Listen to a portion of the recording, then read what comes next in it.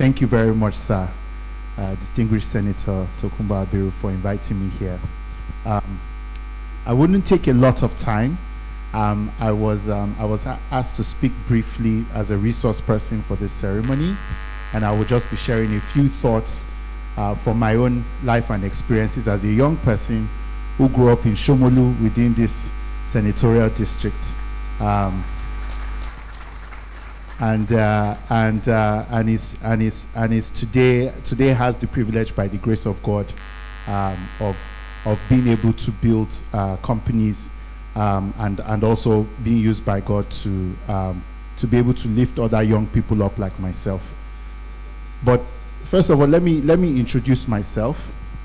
As I was introduced, my name is Iyinoluwa Aboyeji. Like I said, I grew up in Shomolu, Bariga area, and then I went on to school in the same area. And over the years, what I've actually spent a lot of my time doing is in the technology space, helping to raise young talent in the technology space through an organization known as Andela. Andela helped to identify and train young people in the computer science and engineering space. And then we placed them in technology companies all over the world. I'm sure some of you recall Mark Zuckerberg visiting Nigeria in 2016. We didn't get him as far as Bariga, although we tried. But we got him to Yaba, which was a major lift, to come and see some of our young people in that place and see what they are doing.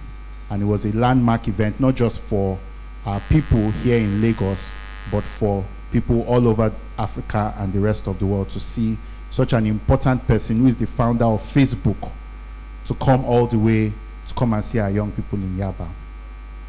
I say that to say that over the last 50 plus years, our country has been indexed on oil resources. We've generally survived on the ability to be able to go drill oil, sell it, keep the money in Abuja, share it with all of us. That is how we have built the country. And we are grateful to our fathers for having taken us this far that way. But unfortunately, the world is changing.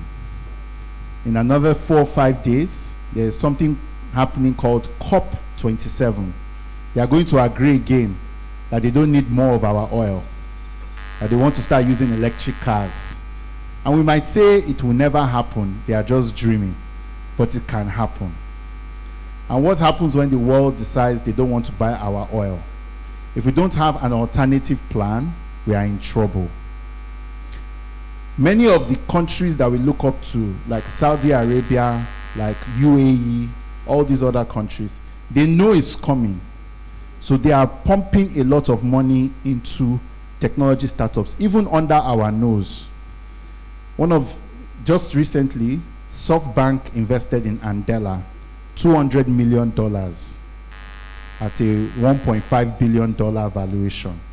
These are real numbers, and it's not Yahoo. It's real legitimate business. And their biggest investor is Mubadala, which is the largest oil sovereign wealth fund for the Saudi. So they invested. Why? Because they are looking at, okay, we need to be able to generate talent so that when the oil goes, our people can still be useful. Andela will expand to the Middle East so that they can have it. But this is a company that started in Yaba. The young people we picked from Shomolu, from Ikorodu, from Bariga, started here. So what am I trying to say? What Senator is doing here is very, very, very progressive. Normally, when we do constituency projects, we try and build one block. But now, 600 people are going to benefit from his scholarship. I just want us to appreciate him for that foresight, because it's a progressive method of politics. It's not normal. And I want to thank the senator, distinguished senator, for his vision in making this happen. But I want to further encourage all of us that we should not stop here.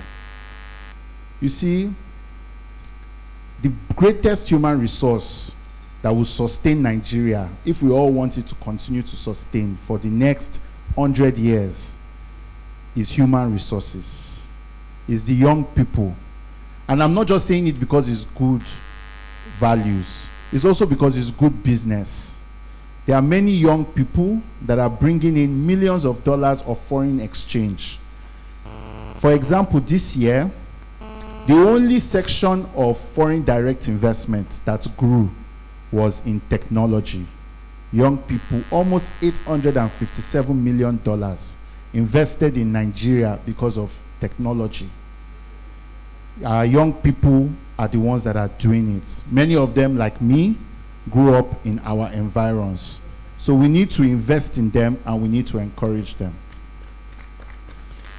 The world is relying on them to be able to create. We need to invest in them so they know what they need to do to be able to do so. The Polytechnic Scholarship is a stepping stone, but I would like to encourage our community to support the progressive politics of Senator Abiru to enable that our young people are developed.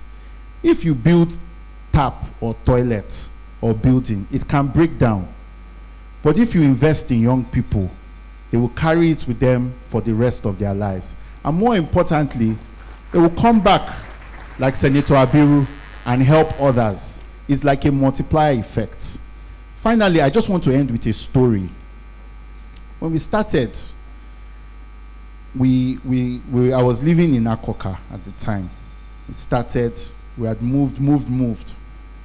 And somehow, God just spoke to us and said, please train these young people in this technology thing. At the time, software was not a profitable venture.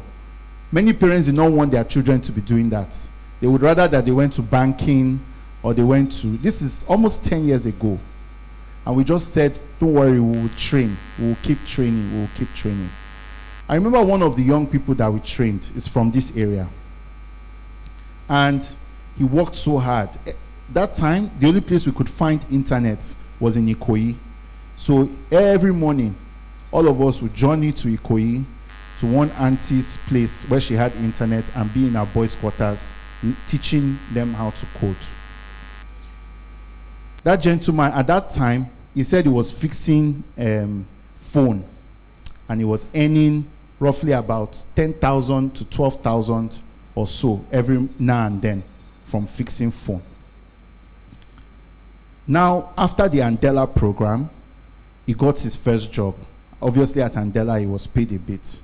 He got $3,000. Long story short, today, the young man earns $100,000. And he is currently, even unfortunately though, he is now abroad. That is the story of many of our young people. This is all in a space of between 5, 6, 7 years. They've all been able to make something out of themselves. They've been able to earn foreign income, and most especially, they are now investing back in their community. Not by training people to do Yahoo, but by training young people to learn software and work for companies all over the world. So I would like us to continue to encourage it. I don't know where the beneficiaries of today's scholarship will go, but I have confidence that obviously if God keeps us and as God is faithful, God will help them to be able to not just grow to create impact in this community, but also to invest in others to create similar impact. Thank you very much, sirs. Thank you.